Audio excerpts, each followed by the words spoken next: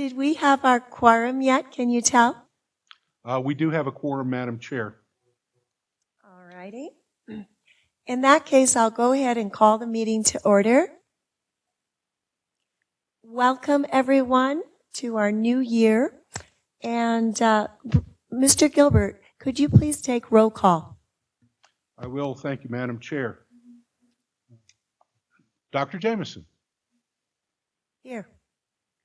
Dr. Grinstein. Ms. Lewis. Here. Ms. Wilson. I'm here.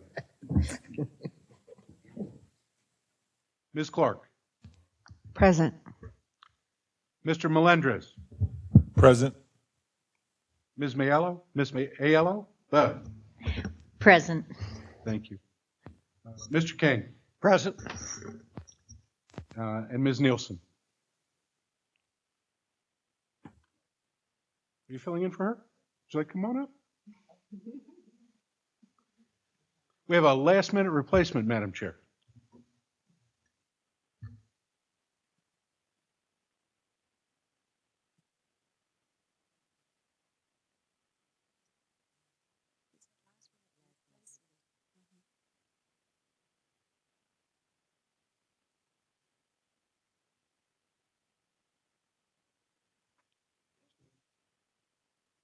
We do have a representative on behalf of Ms. Nielsen, and we do have a quorum, Madam Chair.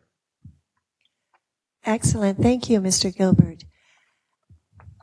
I have no special announcements, so I would like to go ahead and proceed.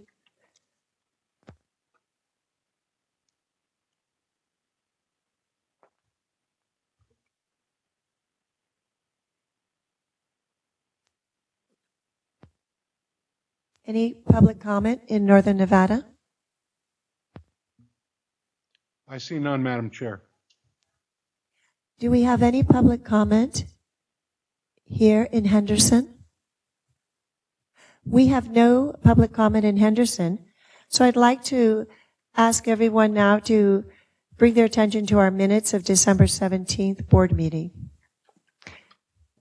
And I would entertain a motion to approve those minutes. Valerie Clark, for the record, I make a motion to approve the minutes of the December 17th meeting.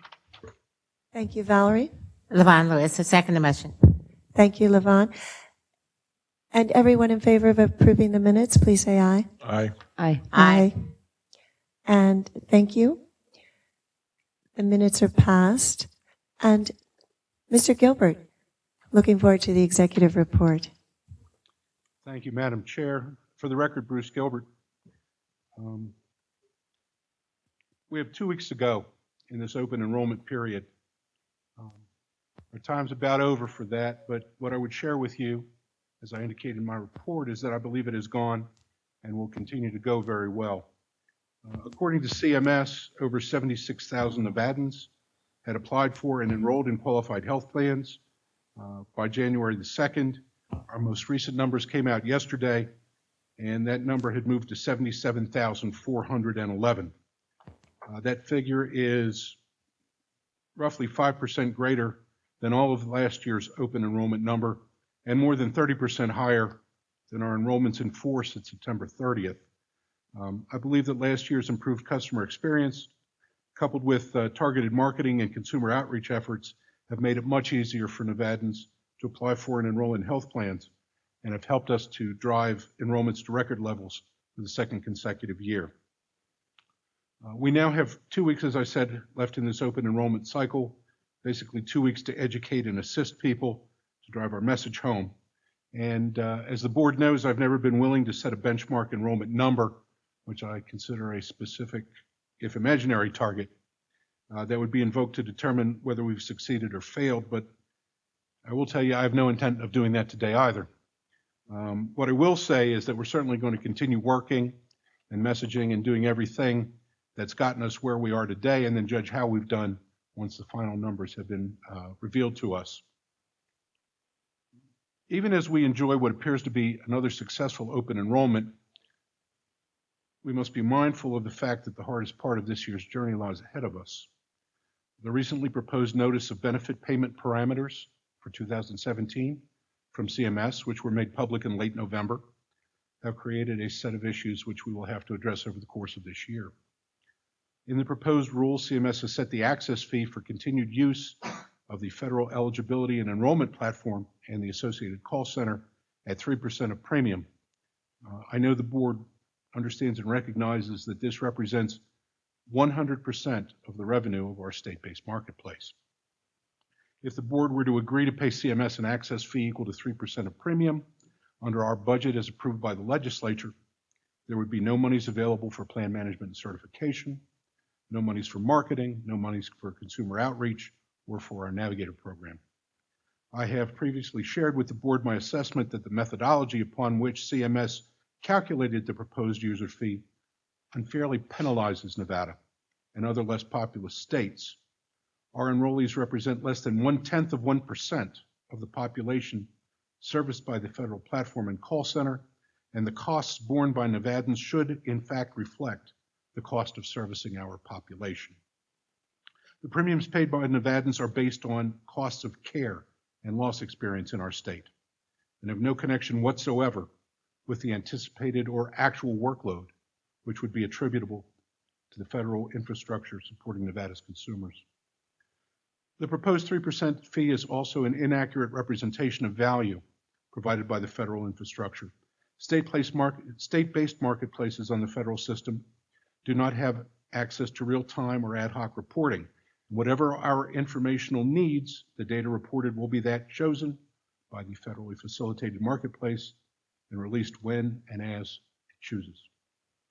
My message today, though, is that in spite of the challenges posed by the proposed rule, the Silver State Health Insurance Exchange is poised to continue our success. We are certainly working diligently to identify and qualify options which will assure that Nevadans can continue to easily apply for and enroll in health plans without making it impossible for the exchange to appropriately fund plan certification activities, marketing, consumer outreach and education, and a strong and vibrant Navigator program. It is worth noting that we are not alone in this effort and are working closely with a number of other states that have the same concerns that we do. In fact, the exchange will be providing a representative to serve on the Oregon Health Insurance Marketplace's RFP Evaluation Committee to consider existing technology solutions capable of providing an affordable multi-state platform to potentially replace our reliance on healthcare.gov. You know, I told the board a year ago, almost to the day, that the exchange was transitioning and moving from what had been a troubled startup to a successful ongoing enterprise. We've identified a successful business model, and the time had come to focus on management of the exchange in terms of cost-benefit analysis and sometimes trade-offs, no longer tinkering and fixing, but instead thinking and planning.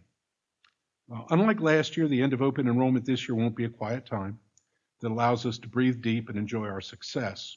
We're going to be spending a good portion of the next few months dealing with uncertainty and working to make decisions about how to most effectively allocate our available resources and respond to the challenges that we face.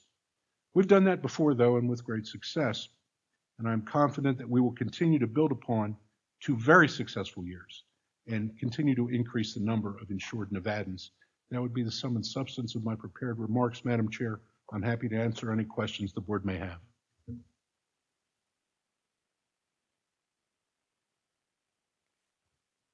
Does anybody have any questions or comments? Is that Valerie? Yes, I have a question, Madam Chair. Bruce, so the percentage of premium that they're proposing, the 3%, there's no negotiation there at all. Thank you, Bruce Gilbert, for the record. I will share with you, and as you'll see in the sustainability report, we have spent months and months and months speaking with CMS and attempting to determine whether there's the opportunity for compromise. We've been rebuffed at every turn. That doesn't mean at the time that the actual final rule is promulgated that it might not be a slightly smaller number. I don't know that.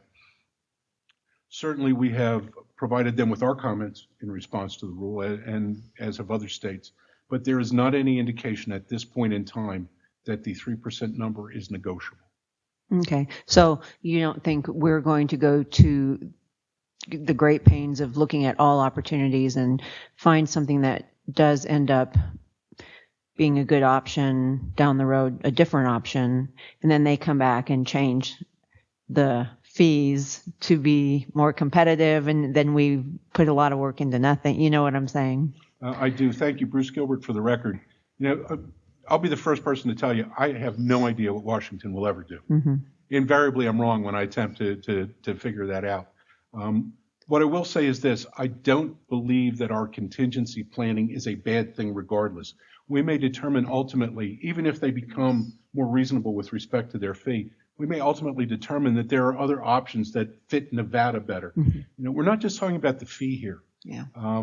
Basically, what's happened over the course of time that we've been involved with the federal marketplace is they've attempted to exert more and more control over what we do and how we do it, which is absolutely antithetical to the idea of a state-based marketplace. And so consequently, there are considerations just beyond the fee. But I think that because of the access fee which has been proposed, we're probably best served by moving forward now. Absolutely. I would agree. And I applaud your foresight and your vision on that. I agree 100%. Yvonne? I agree also, Mr. Executive Director. I think that, it appears to me that many of the actions are the work of people who really want the Affordable Care Act to fail. And I have felt that for a while in terms of working with Xerox and some of the other folks that we've had to deal with. And I think that proceeding with our plan to look for an outside provider is appropriate, because even if CMS reduces their fee, they could then turn around and raise it again next year. So we would be stuck. So I think that it is appropriate for us to look elsewhere. Thank you, Valerie and Levon. Mr. Gilbert, I would like to compliment you on a smoother than ever successful enrollment period. Your team has done an excellent job. Also, I'm confident as you are that we will find a way and we will be able to make this financially feasible for our health exchange. And I'm excited because I would concur that this exchange has been a great benefit to our Nevada citizens. And we must continue to just work on optimistically and with great innovation to find bold new ways to make this work. And I thank you for doing that.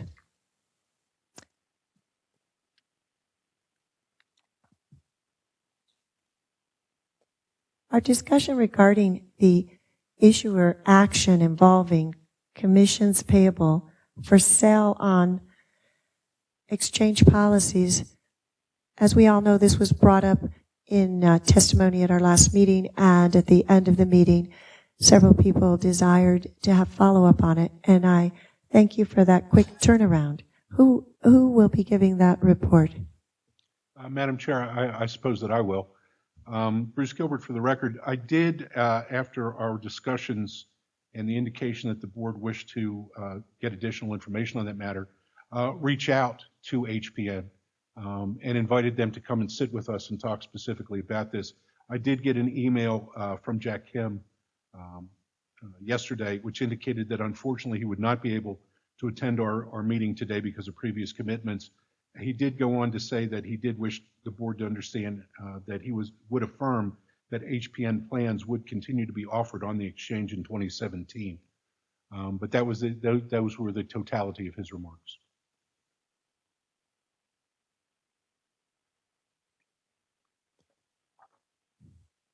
Do I have any other questions or comments for our executive director, Mr. Gilbert? I just have a comment. And that is that it's unfortunate for the citizens of Nevada that this would be the case. It's going to make it very difficult for us to provide many options or just even a few options for some people for their health care coverage. As brokers, I'm speaking for myself as a broker and probably many other brokers, we strive to provide as many possible options as are available on the marketplace, knowing that for our time and our effort, we will be paid to, be able to provide the services. This puts a little bit of a wrench in that. I think as brokers, we're grappling on how to participate in a system that at times doesn't want to pay us. So those are things that we're working on and grappling with. We want to do the best we can for the consumers and for our clients. And as brokers, you can rest assured that we're always going to do the best we can to provide the very best possible service. But situations like this make it very difficult. Thank you very much, Valerie. As a broker, do you have any insight or can you maybe shed some light for the rest of us on why you think this was actually done? I mean, what was the rationalization that they felt from their point of view that this was appropriate? Well, the verbiage that was given to us was that they had experienced a high number of claims, and this was maybe a way to offset some of the losses that they felt they had incurred this past year. And we have seen this happen with other carriers. If you recall, a year ago, Assurant, which was another carrier on the exchange last year, suffered some very heavy losses and immediately cut broker commissions, and ultimately they are no longer even in business. They took some very heavy losses. I don't know that that's the same for United Healthcare. However, what we were told is that this is to offset some losses that they felt they had incurred. Thank you. That was actually quite insightful, and I appreciate that very much. Next, marketing and open enrollment update. Janelle Davis for the record. With less than a month left of the open enrollment period, the Exchange, along with Penna Powers, our marketing and outreach efforts, has been working diligently to ensure Nevada consumers have the correct information on how to enroll and where to get local in-person assistance. The Exchange has provided messaging in a multitude of media outlets, including but not limited to social media, digital media, email blasts, outreach events, website updates, on-camera interviews, public service announcements, radio, print, and billboard outdoor ads. Our campaign continues to receive good press, and we strive to influence those hard-to-reach target populations for the remainder of this open enrollment period. Nevada HealthLink will host an enrollment event, which will take place actually tomorrow, January 15th, in both Reno and Henderson, where Nevada consumers can attend and sit face-to-face with a licensed insurance agent or broker to learn the process and find a plan best to suit their needs. We will also host a closeout enrollment event along with a health fair, which is planned for Saturday, January 30th, again held in Reno and Las Vegas. Our enrollment numbers reflect our efforts in getting the message out to Nevada consumers. People are becoming aware that having health insurance is something they need to protect themselves and their family. Patty Hallebuck, account manager for Penna Powers, will review our stats and some updates throughout the campaign.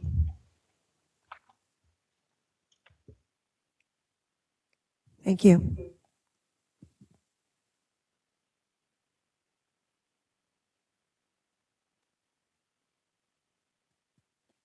Welcome. Thank you. Good afternoon. You should have in front of you an update for the latest information, and so I'd just like to briefly run through some of the highlights for you today. Initially starting with some visuals to give you an idea of how we've updated the creative to focus more on a countdown message for the last month of the campaign, January. This helps to create a sense of urgency and elicit some new attention to the materials that have been out there throughout the campaign.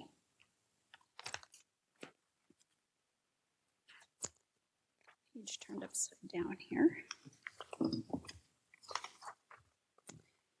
As Janelle mentioned, our media is out there and going strong. We have TV, radio, print, outdoor, and an updated estimated impressions. Our estimated impressions in the Las Vegas market are 68,904,000. That's an increase of 23,657,104 impressions versus our December projections. In the Reno area, we're looking at 15,393 estimated impressions, and again, a significant increase. Sorry? 15 million. Did I say 1,000? Yeah. Sorry, 15 million. Big difference there. That's an increase of 5,300,000 and change versus projections for December.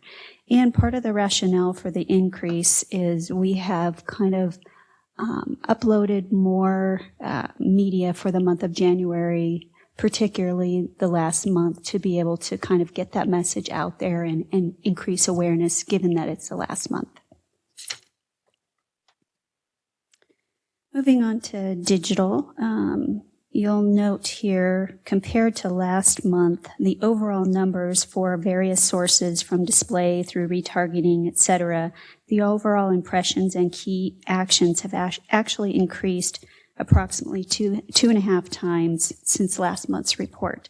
Again, this is partly because of the fact that we have added some more impressions and media to our buy, but also we anecdotally feel that's because a lot of the folks that have waited are now starting to take action, and we're seeing this as a result.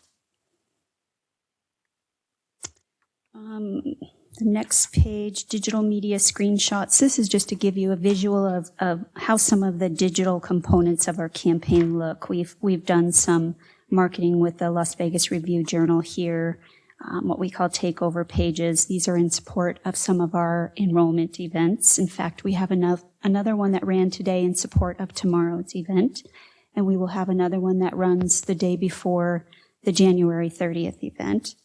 And then you can see some of our banner ads. We're also running on Pandora and video, YouTube as well. Moving on to top digital media, creative on the English side. You can see the top three here, and I'd just like to note that the older demographic moved in this update from last or third place to second place. And also it's very close in terms of percentage to our first family-oriented creative. Actually, it saw an increase of 0.6%.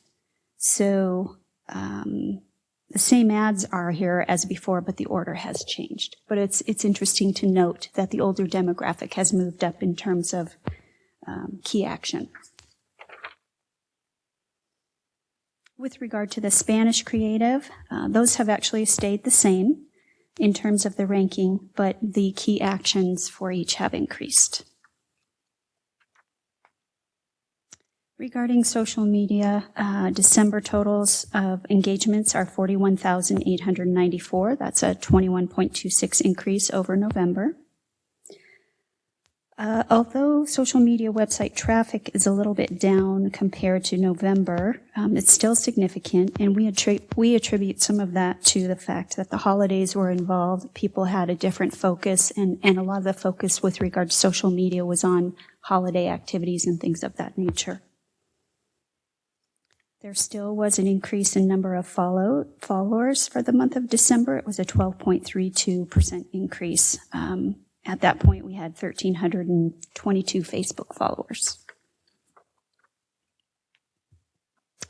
With regard to paid social media, again, it's a little bit less than November, and we attribute that to the holidays. And we also scaled back, given the holidays, on some of our paid media for the month of December.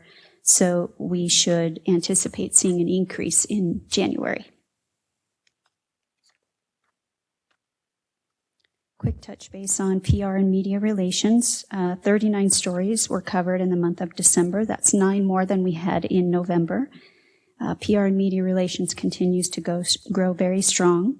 We had, again, almost 1.4 million earned value in print and online during the month, as well as over $40,000 in earned TV coverage over the month. And we're at a staggering cumulative total for the months of November and December of over $8 million worth of earned PR coverage for those 2 months. It's quite outstanding. Something noteworthy upcoming on Monday, Andres, unfortunately Bruce couldn't make it, but Andres will be stepping in and doing a segment on the show Wake Up with the Wagners here in Las Vegas. We also have radio remotes planned for both the events tomorrow, as well as we're finalizing partnerships with the media to cover media events on January 30th event in both the North and the South. Attached is the media coverage report that I'll let you peruse at your leisure. This is just a rundown of all the different ads and coverage that we've received. Brief update on broker and rural marketing. We've done 4 mailings since the end of December through January. One was an overall mailing to just announce events in January, and then we did 2 specific mailings to promote the January 15th event as well as the January 30th event. In addition to that, we did a mailing to all of the rural counties and all of the zip codes statewide. That was a total mailing of approximately 33,000 pieces, and it went to 79 different zip codes within the rural communities around the state.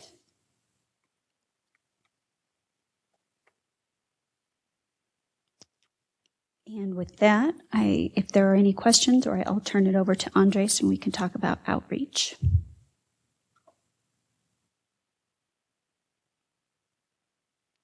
Were there any questions from the board or at this point?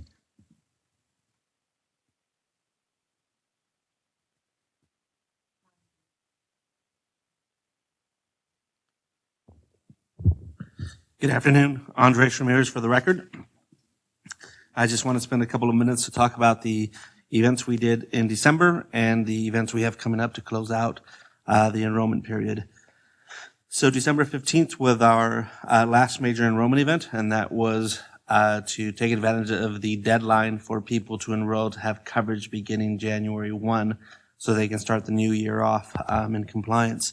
And so we did our first event, a major event in the Henderson area. We had not previously done one in Henderson, so we thought it was a good venue and region for us to do.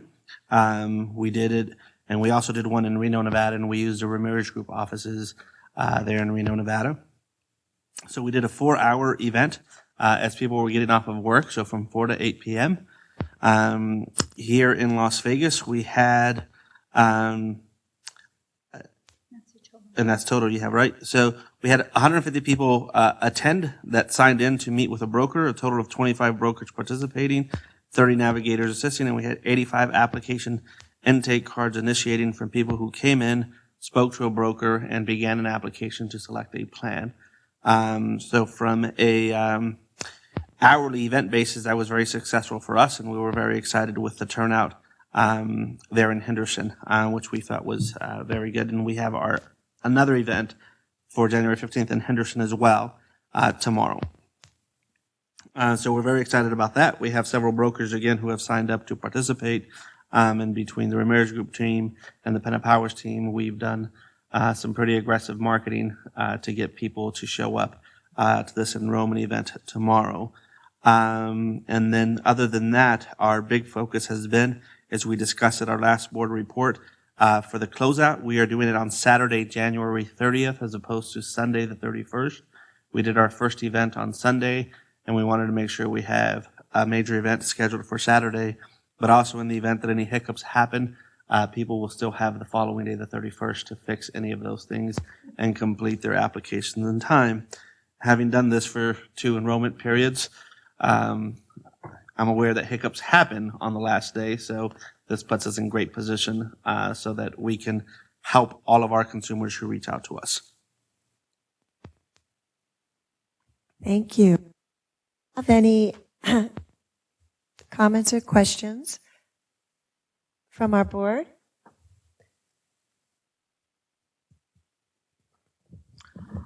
I just have one question of clarification for the event that was held on December 15th, where you say 150 attended. Was that 150 in Henderson? That was 150 both for Henderson and Reno. Okay. That's what I thought you said. So, do you have the numbers separated for Henderson and the numbers for Reno? We do. We actually turn in separate event reports for each location, and so we can break out them for them. We didn't have a huge turnout in Reno. We did have a higher turnout. The bulk of those were in Henderson, so I would say about 120 of those were Henderson and 30 people were in the Reno area.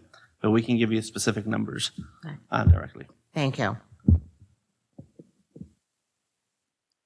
Were there any other comments from the board? I would just like to compliment you on your campaign. You started off when you introduced yourself to us, with sharing some of your ideas, and along the way you spoke about the countdown.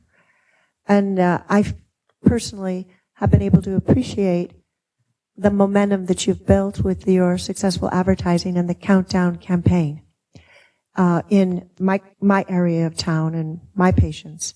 So I think that you have been very successful and effective, and it was a very good idea. It brought up a couple questions to my mind, which you may not have answers for today, which, this when you have the people come in, do they usually say that they're coming in? It was when you made a statement just now, Andre, you said they came in so they could be compliant. I'm the ideal, the Pollyanna Sunshine optimist, that they're coming in because they're getting affordable access to affordable health care, and they're there to get their health plan. Do you ask people and record, or do you just have some feedback? Are most of these people that are coming in, do you find that they're coming in just because they know they have seen these couple years of incredible success now, and that it works and it's good, and they want to be part of it, and they know it works, and they can sign up, they know the system works, they know they can get Affordable Care Act? Do you get the feeling that the message out there and the way that people feel when they come in is that I'd like to sign up, I've heard it's affordable and I can do it? Or do you get the feel when they come in that it's coercion and because of compliance? This was brought up because of that statement you made.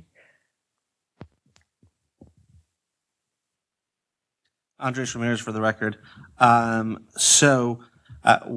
I want to just clarify, the record that I made is that by them having insurance beginning January 1, they would start off the year compliant. Not that they said they would come in to be compliant. But we do meet with, one of the things we've tried to do from the outreach side to rectify from the first couple of years is that our navigators and our staff do engage in conversations with the consumers as they're waiting. One, just to make sure that we're addressing their needs, and they may not have all of the information they need to be prepared. And rather than wait in line and get to the front of the line and know that they're unprepared, we try to screen them as much as possible. So if they have to call someone to bring them information, or they can go home or run to the car to pick something up, we engage in a conversation with them. And I would say that we have consumers that are coming for a variety of different reasons. Some of them are coming because of the wonderful work that the Penna Powers team is doing. And so, hey, we saw this ad, or we saw it on Facebook, and we wanted to come to the event. Some of them saw it because the brokers themselves said, hey, my broker said he was going to be here, and that if I came to this meeting that I'd be able to sit down with him and enroll with him. And so we've had some of that process. We've had some people who said they tried it online themselves and had a couple of questions, and they figured if they could come in, they could answer those questions. Yes, some people have come in because they said, hey, I want to make sure I avoid the tax penalty, and so I'm coming in to fill this out to avoid the tax penalty. But the best thing is that we haven't had any of the angry, irate consumers we had when we started this process a couple of years ago. And generally, people are coming in very content. They're much more prepared for the process. And it's been a more pleasant experience for the consumer as well as for the broker. So that's been the overall general thing that we've detected. In the first 2 years, we had to have security in place at all of our events, because there was frustration in their events. at the Boulevard Mall. There was, we had to have security to screen all the lines, and we haven't had those issues come up this cycle. So that to me is just a testament to how well the system is working, how much content our consumers are feeling about the process, and the good messaging that we're doing as a team and as an entity. Excellent feedback. Thank you. The other question I have, and again, you may not be able to give me any real numbers on this, but because of some of the issues we had the first year, we had a special enrollment because of a lot of the IT issues. And the second year, because people really didn't understand the penalty, and they were given another grace period. This will be our first year so far that we know that we are not going to be having a grace period. And that's why I love the countdown, because it generated the momentum early on when we needed to. In the past, not excluding the grace period, in the last couple of weeks, approximately, was it pretty steady as far as enrollment went, or did it indeed, a lot of people panic and sign up, and there was a larger number in the last 2 weeks? And then, second question, in those 2 grace periods, approximately what percentage of the total enrollments for those 2 years did we achieve? And that might all be a question for our executive director as well. Thank you.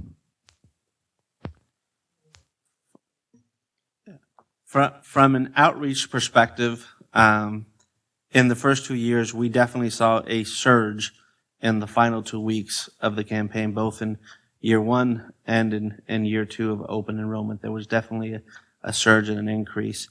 In year 1 during our outreach events, and in year 2 at the store at our events, we saw a steady trickle of increased enrollment. So we expect that same process will happen during these last 2 weeks for open enrollment, much like it happens with tax season. There's an initial flood at the beginning of the year, and then everybody waits for the last week of April 15th, with April 15th being, the big day. And so we expect that similar process to happen.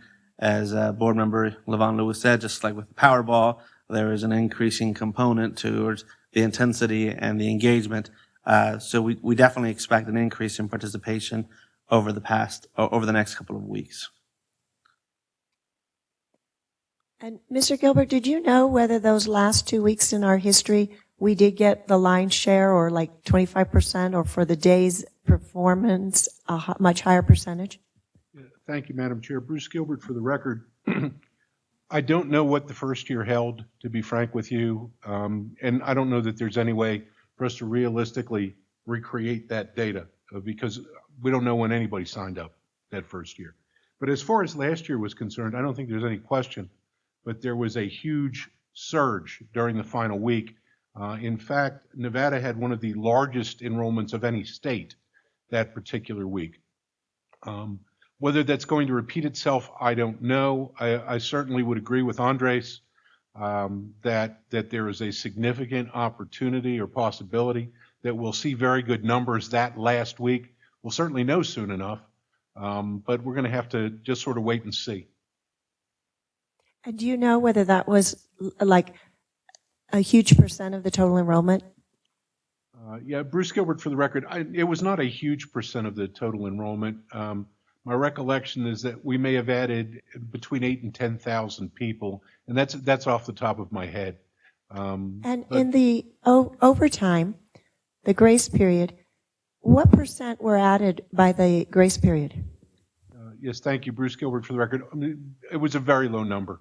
We did not sign up a lot of people over the course of the special enrollment period that was provided. I think it was less than 2,000 or 2,500, although I don't know the exact number.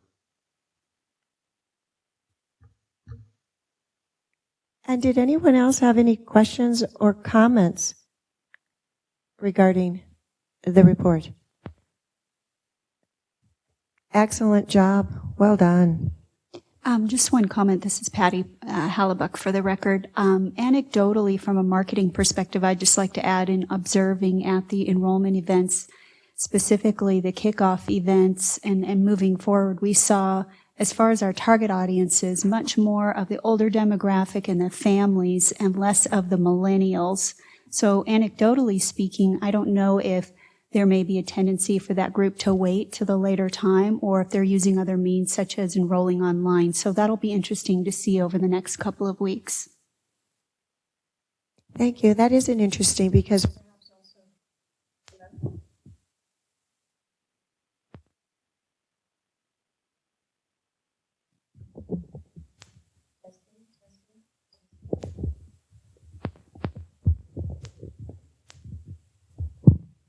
perhaps also the millenniums are more comfortable online, and so it will be interesting statistics. Thank you so much.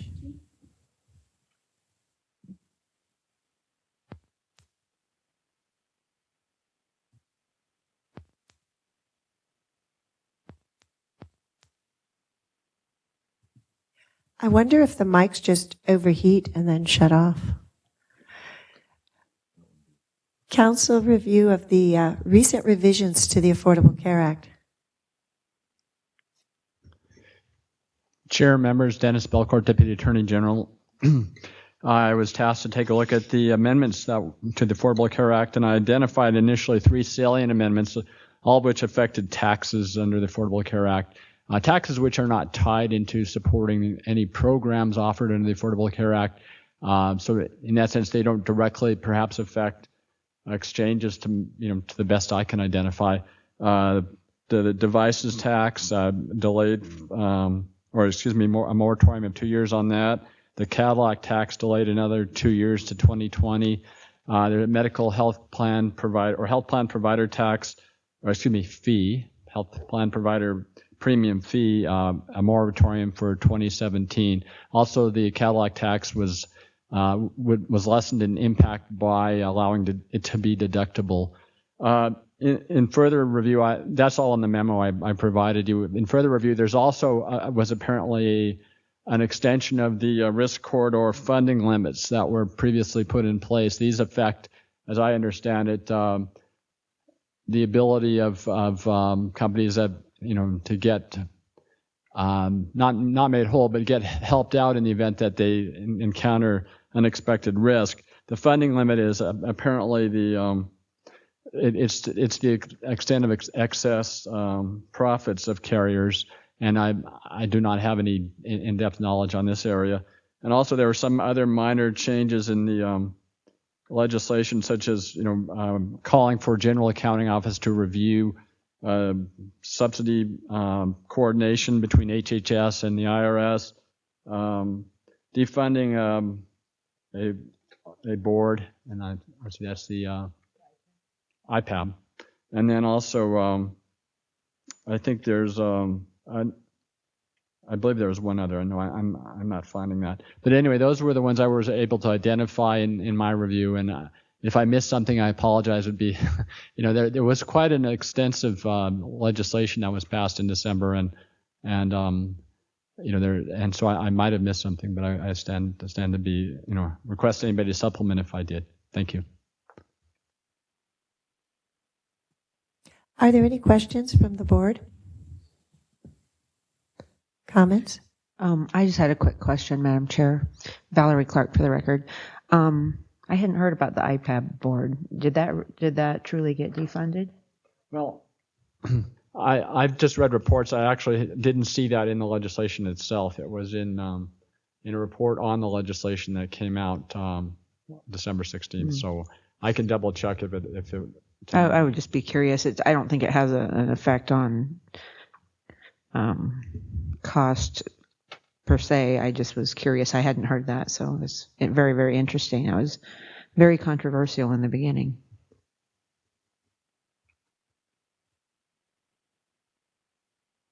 Thank you, Valerie. I did mean to make one comment regarding what Levon had asked about the numbers with Andre.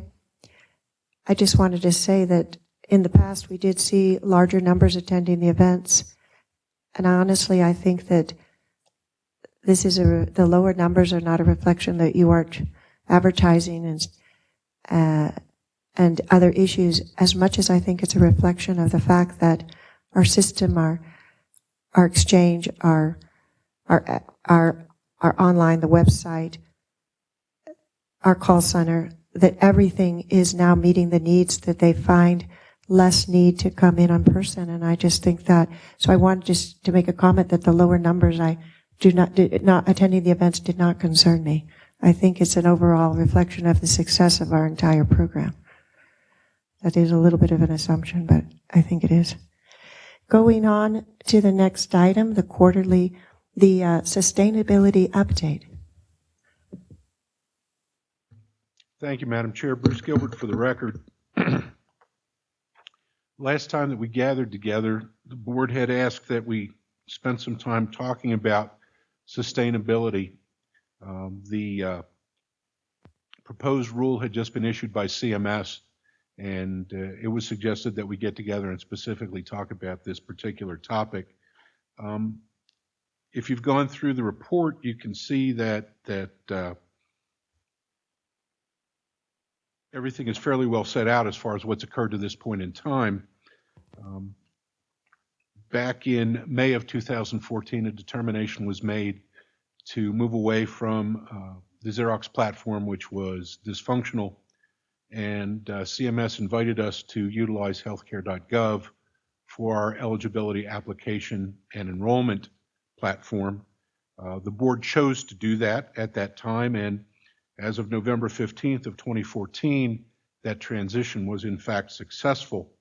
We had a number of discussions with our friends at CMS, and were informed that a process to continue to lease healthcare.gov and set an access fee would be forthcoming and necessitate payment to be made to CMS for use of the platform and the associated call center beginning in plan year 2017, and that the process would be set out when the proposed notice of benefit and payment parameters came out.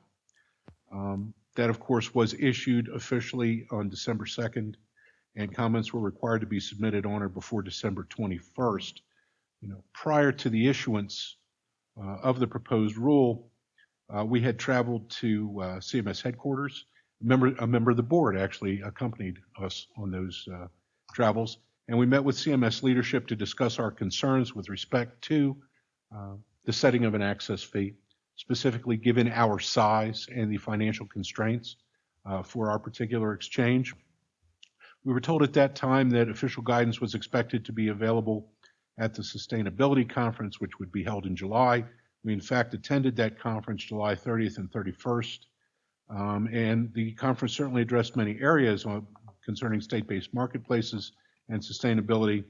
However, no information was provided at that time on what might be the recommended access fee for continued state use of healthcare.gov and the call center.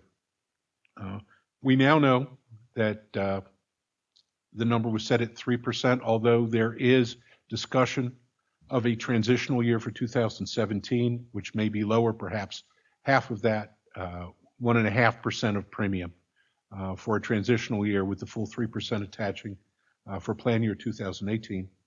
And as soon as we became aware of that and the impact which we believed it would have on the exchange and our activities, we've had ongoing discussions of our concerns with CMS leadership and with others.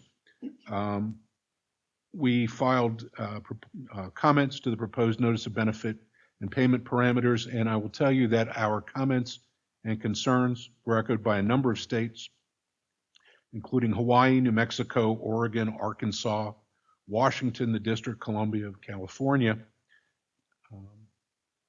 Additional comments were submitted by our board chair. Thank you very much for that, by the way. By affected consumers and a host of others, and everybody essentially made the same point, which was that the user fee as proposed, at the level that it was proposed, would both increase premiums for consumers in Nevada and significantly decrease the availability of funding for marketing and outreach efforts, which is the lifeblood, really, of what we do. We've had a number of discussions, as I said, with CMS. We have also begun to undertake, I guess I should say, a review of more affordable alternatives which could be used to replace the federal platform and call center, and additional information will be provided to the board as it is developed.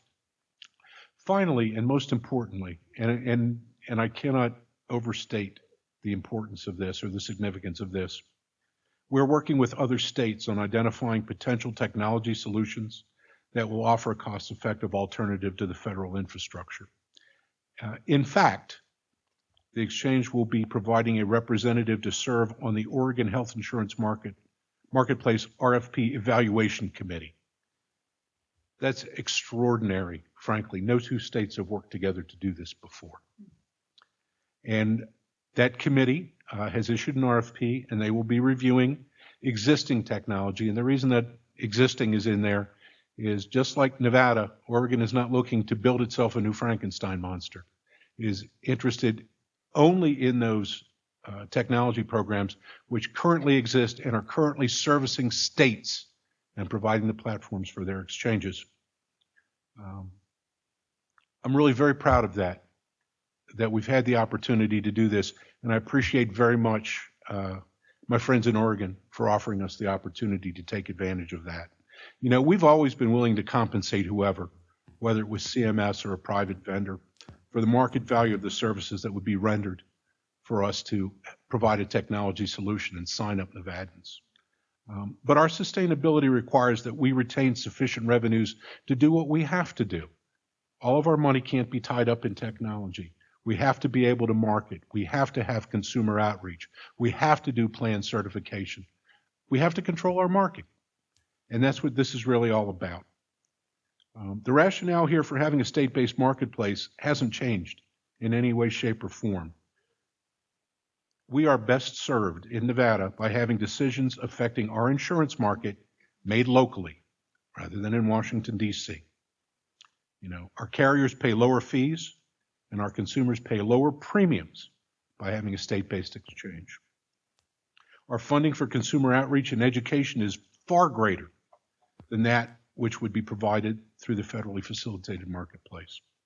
And our commitment to work together with our agent and broker communities to reduce the number of uninsured Nevadans would never be replicated if the FFM were to come here, especially for a state whose citizens make up less than 1/10 of 1% of enrollees nationwide. You know, while we await the issuance of the final rule by CMS, it only makes sense for us to take a look at options and alternatives. And we will continue to identify and evaluate what we believe are various cost-saving options to assure exchange sustainability and provide updates to the board over the coming months as available. And that would be the sum and substance of my report, Madam Chair. I'm more than happy to answer any questions. Excellent report, Bruce, recounting the history as well as where we are today. And I do look forward to those updates. Levon? Yes, thank you, Madam Chair. Levon Lewis for the record.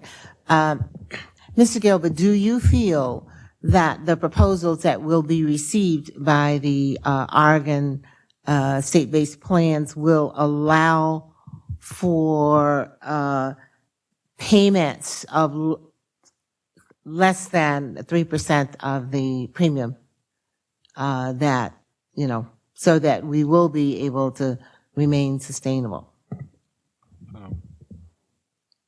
For the record, Bruce Gilbert. Ms. Lewis, thank you very much for that question. One of the things that we've learned over the course of the past year or a couple of years is that size matters. That it's one thing for an exchange that is 50,000 or 60,000 people to look for a technology solution on its own, where it's a completely different thing when you have over 200,000 enrollees talking to potential vendors. My assessment is that it is highly likely that there will be options that are affordable to us and available to us to replace healthcare.gov at a cost which will not impair our other responsibilities.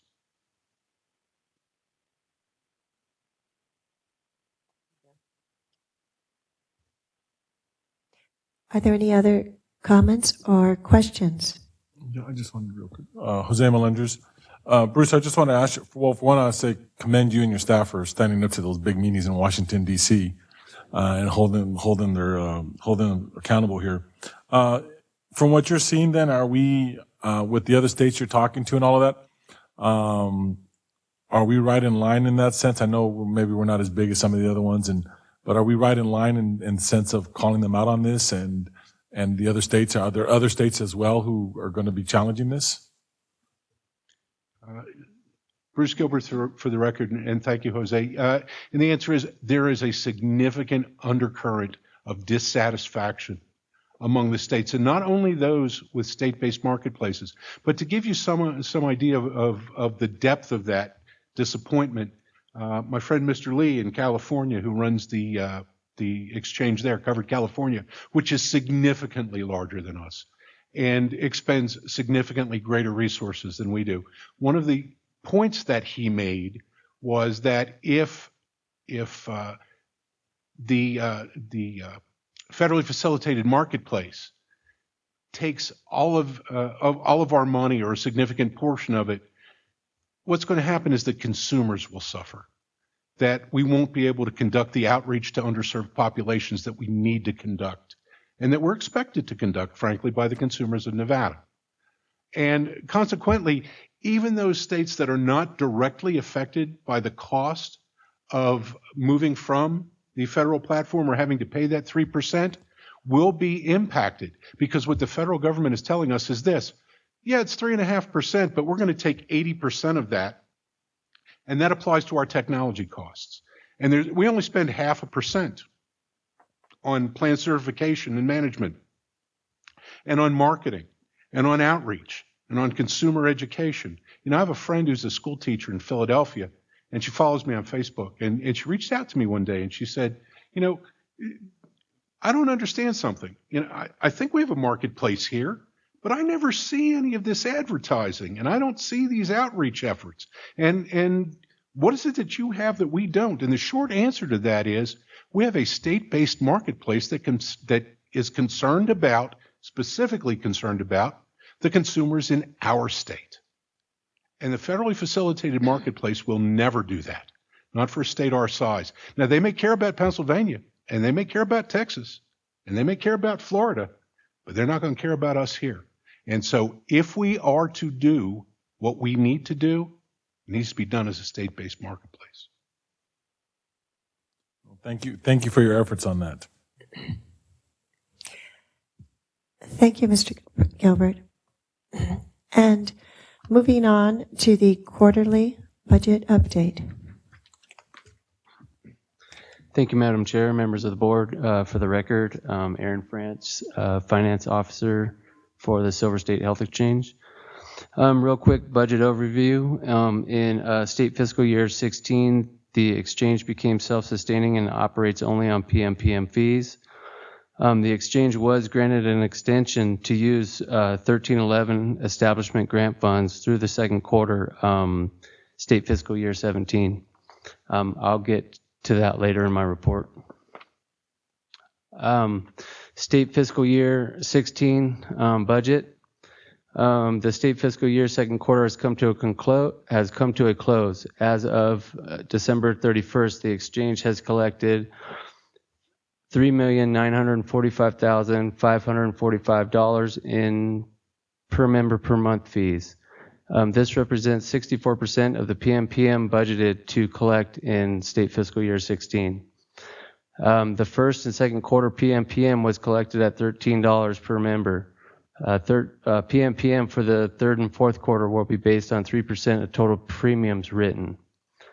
With early robust enrollment numbers, the exchange should surpass budgeted revenue collections by year end. Expenditures totaling $2,169,322,000 through the second quarter. This represents 29% of the expenditures budgeted for state fiscal year 16. The budget is tracking as expected through the second quarter, with an uptick in expenses expected through the third quarter, with open enrollment winding down. An update on grants. After several submittals by the exchange to rebudget and extend 1311 establishment grant funds, CMS did extend approximately $6,772,794 through December 2016. $4,406,469 of the funds will be used for targeting Nevada's unreached population in the forms of outreach and education.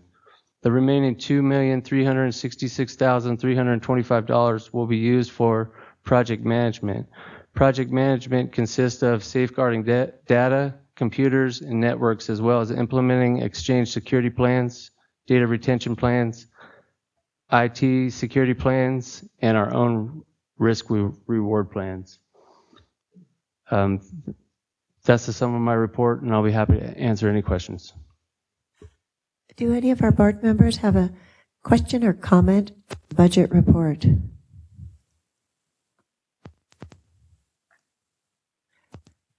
Thank you for that. Good. Oh, Levon, please. Well, I just want, Lavon Lewis for the record, and I just wanted to comment on the fact that we appear to be managing our finances quite well, and I am very pleased to see that.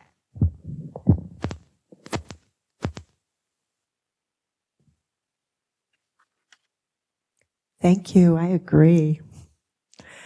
So far, we're quite sustainable and robust. Discussion and possible action regarding our dates, times, and agenda items for the future meetings. Is anyone here have any questions or comments regarding the dates, times of future meetings, or something they would like to see added to the future agenda?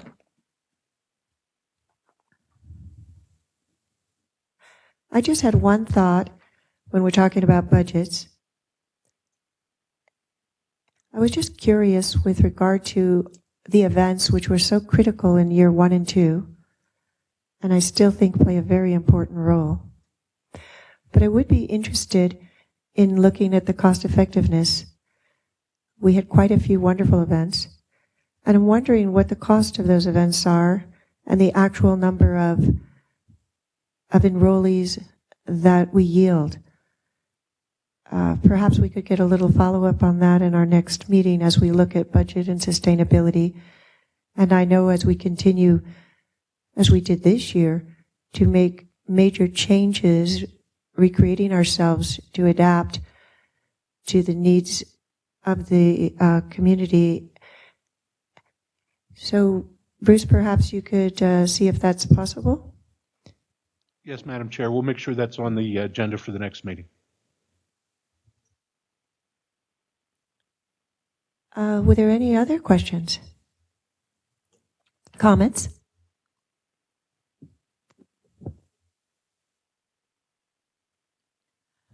Well, I would just like to see continued reports on our progress in terms of moving away from the federal exchange to one that would be more representative of what we need in Nevada. Excellent. I agree with you, Levon. That was a wonderful update, and to have that continued update on CMS and on our hopeful options for a new platform. We'll look forward to that. I know you're going to have a series of meetings on the 19th, 20th, and 21st with CEOs of other organizations. And I think you're going to have a lot to share with us next time. So I'd like to put that, as Levon suggested, on the agenda as well. Bruce Gilbert for the record. We will do that, Madam Chair. Well, it's time for public comment. Is there any public comment in the north?